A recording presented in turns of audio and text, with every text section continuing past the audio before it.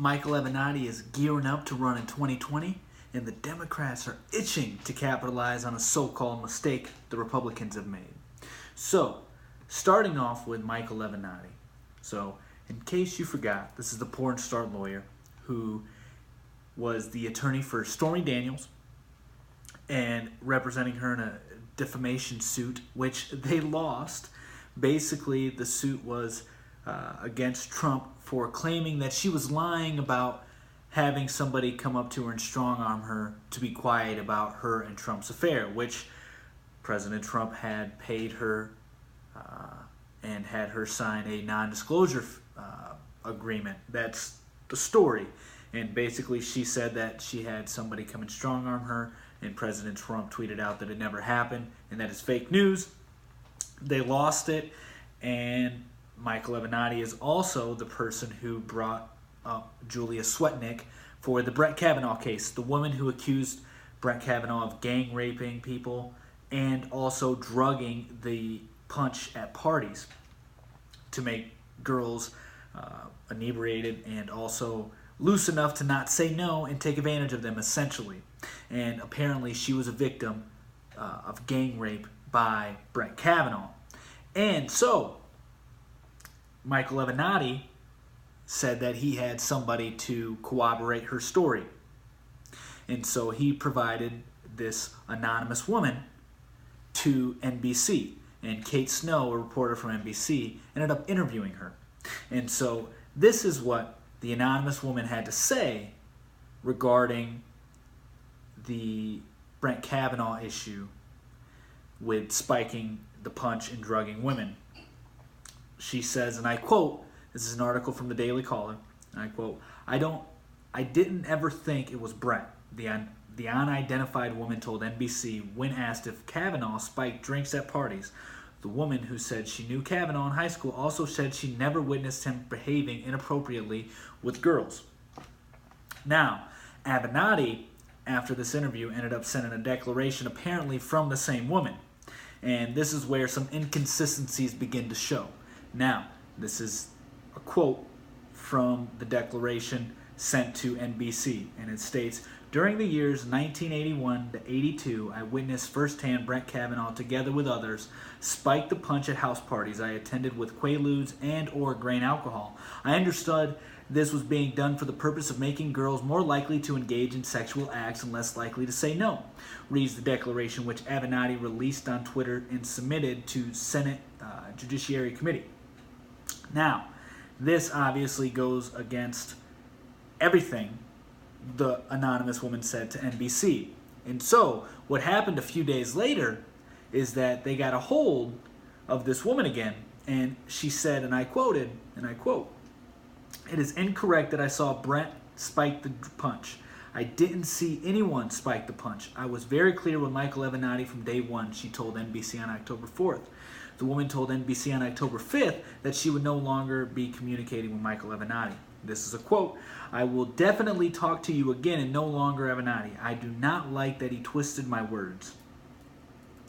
And so this became newsworthy, according to NBC, because of Senate Judiciary Chairman Chuck Grassley basically having Michael Avenatti and Julia Swetnick come forth and have a hearing so that way they can see exactly what's going on here because of the false statements to Congress regarding this event right here. So, this man who has used women for his own publicity to gain public notoriety, essentially, and also he has stated that a white male better run against Trump, basically insinuating that, or implying, that people of other races are inferior when it comes to being heard as opposed to the white people. So Michael Avenatti is gearing up. This man right here is gearing up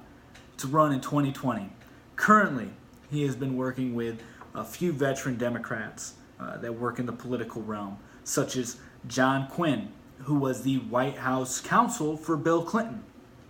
Also, Robert Salarsar, I believe that's how you say his name.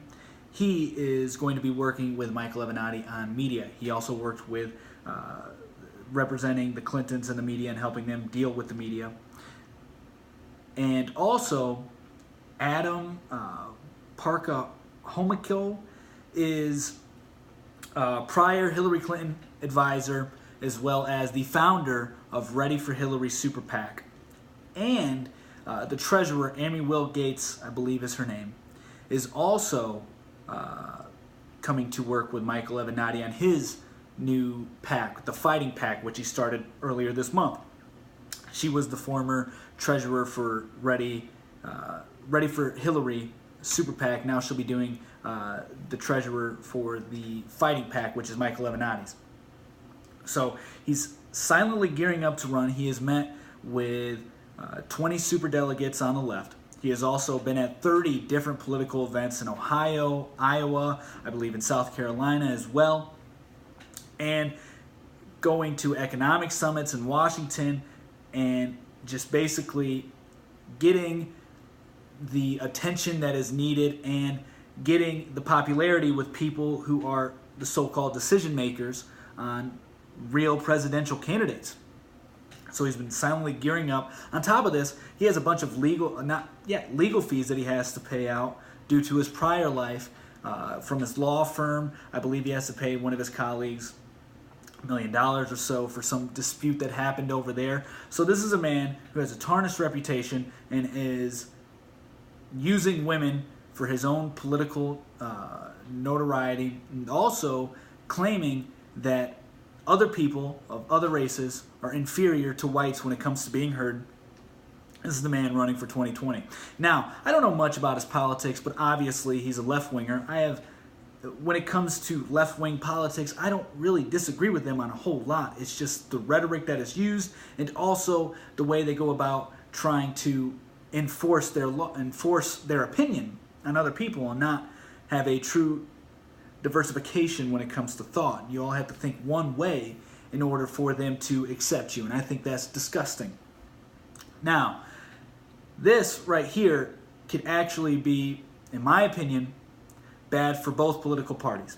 And this is the reason why I say this. Now, obviously, there's a benefit for the Republicans if Michael Avenatti runs up against President Trump in the 2020 election. And that obvious benefit is the fact that the Democrats weren't able to have somebody within their party run against President Trump for the Democratic nominee. They had to have somebody come outside of their party to run against President Trump. Nobody in their party. And mind you, they have people who are gearing up to run. Although they say they're not running, I guarantee you they will be running. I could be wrong, but I'm almost 100% sure that, for instance, Senator Elizabeth Warren, I guarantee she's gearing up to run right now, and I guarantee you she'll be running in 2020.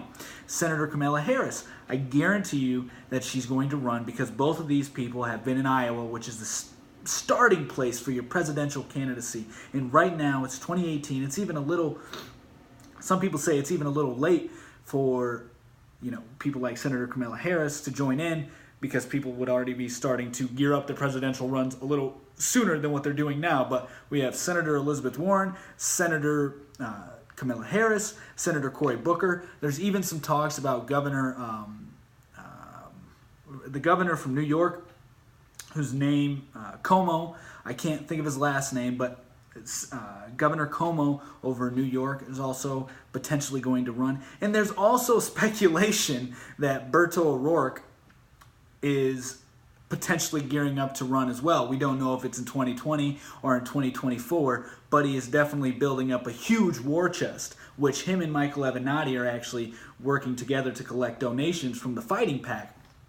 So half of the donations that go to the Fighting PAC go to Beto O'Rourke, as well as the other half goes to Michael Avenatti.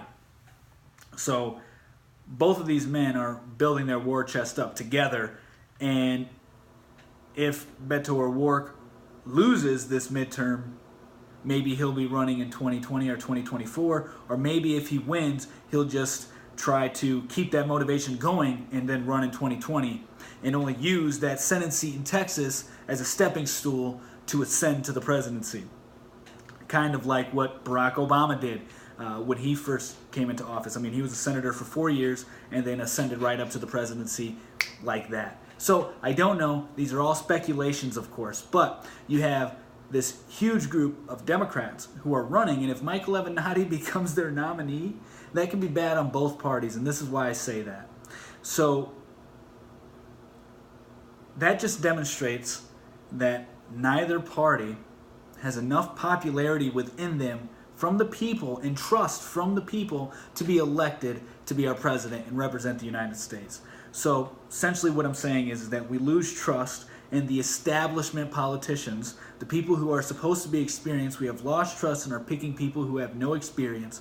But I find it a little funny and very hypocritical on how the main argument, not the main argument, but one of the arguments for President Trump is that he has no experience, but we have Democrats going after Michael Avenatti so that way he can gear up a run in 2020.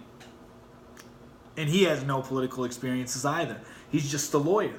Now, mind you, he has the legal mind that a politician does need, but he doesn't have the political experience that people complain about with Trump. Now, if we have both non-experienced people running for office on different sides of the aisle, I think that just shows a complete failure in our governmental structure as it is right now, and that maybe it's time for some third party to arise or to completely switch the directions of both parties and try to tweak them to fit to what the people want right now. I'm not saying I have the answers to those things right there, but I do think that is an issue. Now, that is my opinion. And also another issue I see with this whole Michael Avenatti thing is the fact that he has a lot of advisors and a lot of people who worked for Hillary Clinton's campaign and the Clintons in general, helping him gear up for a 2020 run. Now, it isn't clear yet whether or not Hillary Clinton is going to run for a third time. I think she thinks that third time's a charm, although she is a horrible candidate, has no charisma, and is just very hard to watch. I mean, her speeches are almost cringeworthy. She has no emotion. I can go on and on and on and on and on and on about the reasons why she's a horrible candidate. Mind you, I do have to say this. I do think Bill Clinton was an excellent politician. I do think Bill Clinton was a decent president for the most part. However, I do know that they were both corrupt. So I just want to show that I am not completely biased because it's the last name Clinton. I do have some admiration for Bill Clinton himself. However, he is a sexual assaulter. He's a rapist. Alleged rapist, I should say.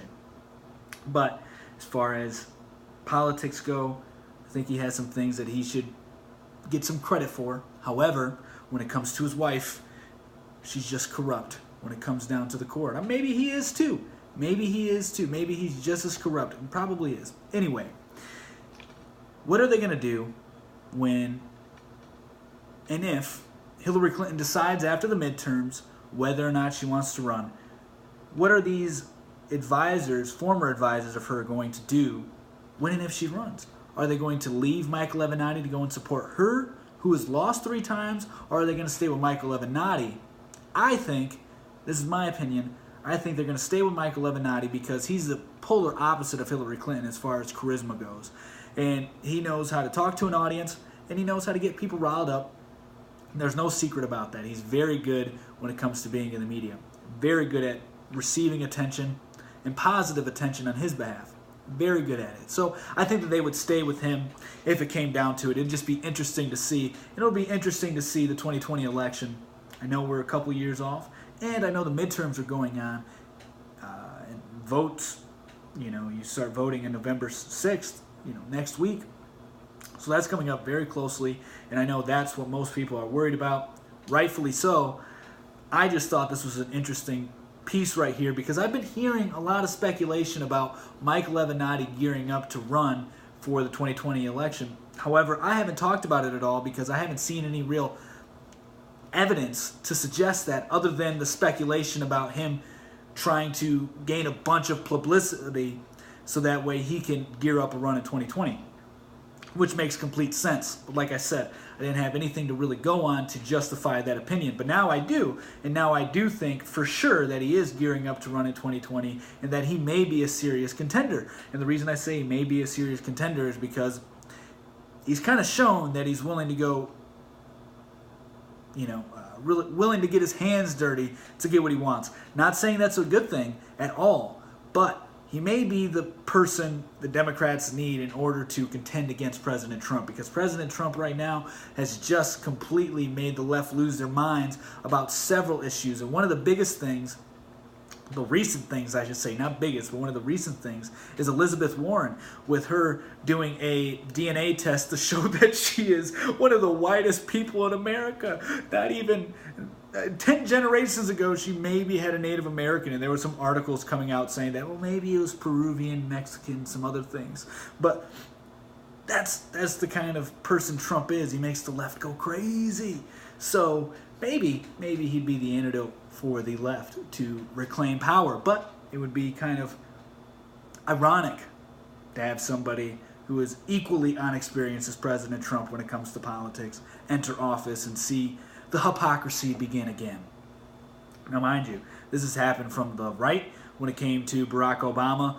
When he got elected, they all said he didn't have any experience. This came with the left and also with the right, with President Trump not having any experience. So we'll just see this hypocrisy continue if Michael Avenatti becomes the Democratic nominee. I don't know if it'll happen. Once again, that's all speculation. But very interesting, and something I'm going to be keeping my eye on, and I think we all should as well, because it's very interesting to see if this porn star lawyer will become the potential nominee for the Democrats. So yeah, but the other story we have to cover today is the Democrats are itching to get revenge on on Republicans who made a mistake, they believe, which is basically in 2015, the 115th Congress, I believe, is who did it, changed the rules in some of the House committees, where they made it so the chairman of those committees could subpoena without consulting the minority party or the ranking member in the minority party, or having a majority vote within the committee to see if they subpoena somebody. Now, subpoena power basically just means that you can call on somebody to be a witness and testify, and or produce documents, and or do both of those two things. So a lot of power that they wield. Now, only 14 out of the 21 committees in the House have allowed for unilateral power within the chairman. Now, there are Democrats who are coming out against this, basically stating that they cannot wait to get power back if they win in the midterms, because they will just use it against the Republicans the same way they feel that it's been used against them under the Obama administration. Now, this is a quote from Gary Cannoli. He's a Democrat from Virginia. He says, the Republicans have set a standard, and by God, we're going to emulate that standard. Basically, what the Republicans did, and the reason why they did it, is because the Obama administration was blocking a lot of their oversight. Particularly in one of the biggest cases was in the EPA, where the person overseeing the EPA, the administrator for the EPA, had deleted thousands of text messages and refused to give information after being called upon several times to give information to. Basically, it was an issue for First Amendment rights, and basically saying that a lot of these state attorney generals were using their power to stifle voices within for-profit companies, non-profit, and university research, and tax-funded research. Federally funded research is, I think, the verbiage they actually used. And that's one of the big things that they, used the subpoena power for, and made it so that the way they had unilateral power with the subpoena power. Now, obviously, the Democrats are very against this because it was used against them. So now a lot of them want to use it in their benefit. So this is New Jersey Rep. Frank Pallone. He's the top Democrat on the Energy and Commerce Committee. And what he said is, it sets a terrible precedent and will likely become a permanent fixture for the committee. I think that subpoena authority is a powerful authority and should be used only as a last resort.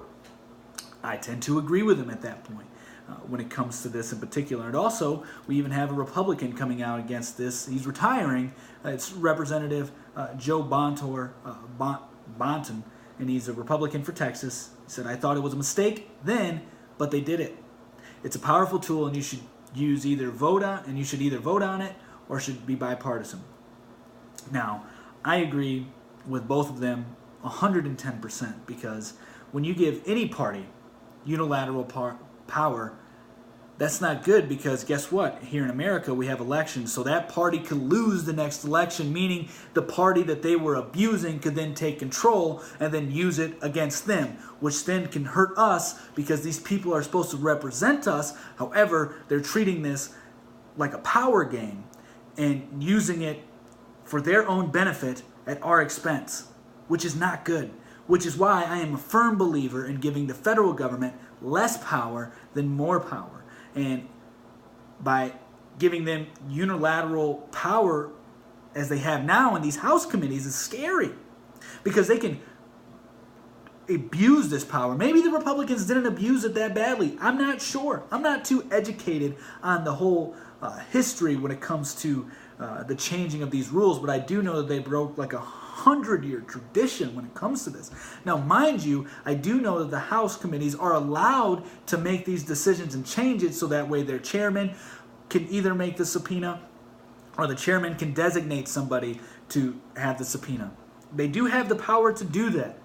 Should they do that, though, is the real question, and I don't think they should, and I agree with a lot of the congresspeople who are stating this, because when you give one party too much power, like I've stated, we have an election, so you can have the other party get that same power, which also is almost equivalent, maybe not to the extreme extent, but in a way it's comparable and equivalent to when people cry for a gun ban when it comes to semi-automatic weapons, AR-15s, and bump stocks, but continuously call President Trump Hitler.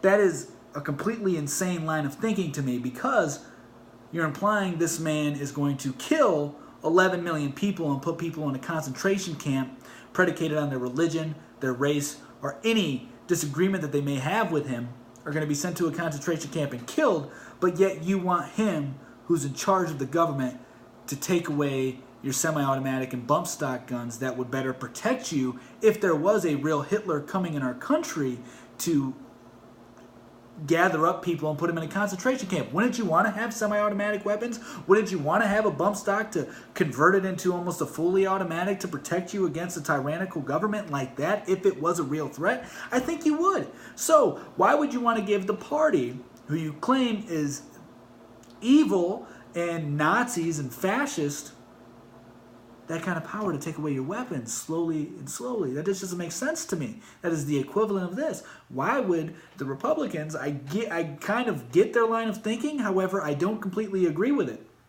Simply because what goes around comes around, right? So now the Democrats can abuse this power and hurt the Republicans if they become the majority in the House, which is expected to happen historically. Historically, they should win back both houses. However, it doesn't look like they'll win back the Senate. It looks like the Senate will remain Republican majority, but only by a couple seats. Not that big of a gap, but it does look like Republicans will hold the Senate. The Congress, not too sure. The House is not too sure. It does seem very likely that Democrats will win. So if they do win and they do get this power, then they can abuse it. Right? There is a potential for it. Now what they want to do is potentially call on Trump to show his tax returns, subpoena Trump administration officials, all these things, and use it against President Trump.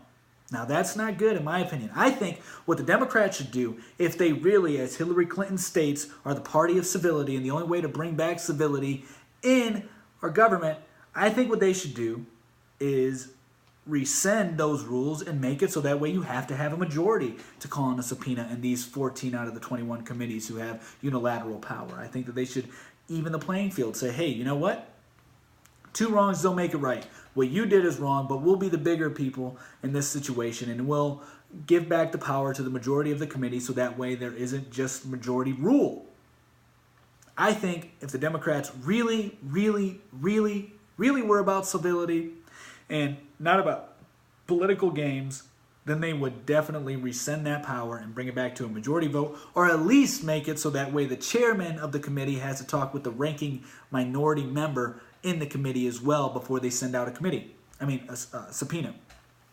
Now, there are some Democrats who are against it. They actually have some 31 members who have signed a letter urging the GOP to reverse this power that they've gained. And the person who's leading the charge is Bill Foster. He's a Democrat from Illinois, basically saying, that this isn't good. And this is the quotes from him from Politico. It says, "I would continue to oppose unilateral subpoena," Foster said in a statement. "During my time in Congress, I have seen the majority party use this power to compel individuals to testify who differ from the committee chairs on policy matters. Committees should be expected to hold a vote on a subpoena to determine if the committee issues a subpoena." Completely agree. Too much power in one person's hand. However, it does not look like Democrats will be doing that, because if they win, Nancy Pelosi has a chance of becoming the Speaker of the House. And she has kind of made it clear that she will use the subpoena power as leverage. This is a quote from her. This is from The Hill. It's an opinion article, but this is a quote from her. It states, "It is a great arrow to have in your quiver in terms of negotiating on other subjects."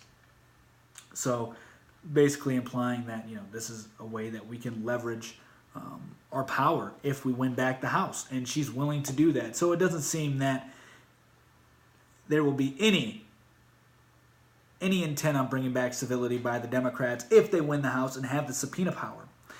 So I don't agree with it. I think that it should be a majority vote, because it's a lot of power to have in one party. It really is. It can become abusive. It can become majorly corrupt. And nobody's talking about that. That's scary. That's scary. Potentially really scary. So hopefully we can get to a middle ground on this and try to make this a more bipartisan issue. And so that way Republicans and Democrats have to talk with each other inside their committees before they send out a subpoena. Now, that's all we have for the news today. I know there's a lot of other things going on, but I think these were one of the two bigger issues, other than the shooting that happened over the weekend where 11 people were killed in the synagogue. Very unfortunate event, very sad event, truly. And, prayers and condolences go out to the families who are suffering from their losses. So, very sad, and hopefully we'll get some more news on that, see exactly where we're at with that case in particular. So, that's what we have for the news today. I hope you all have a wonderful day. Hope you enjoy your Monday. And, yeah, we'll see you tomorrow. Peace.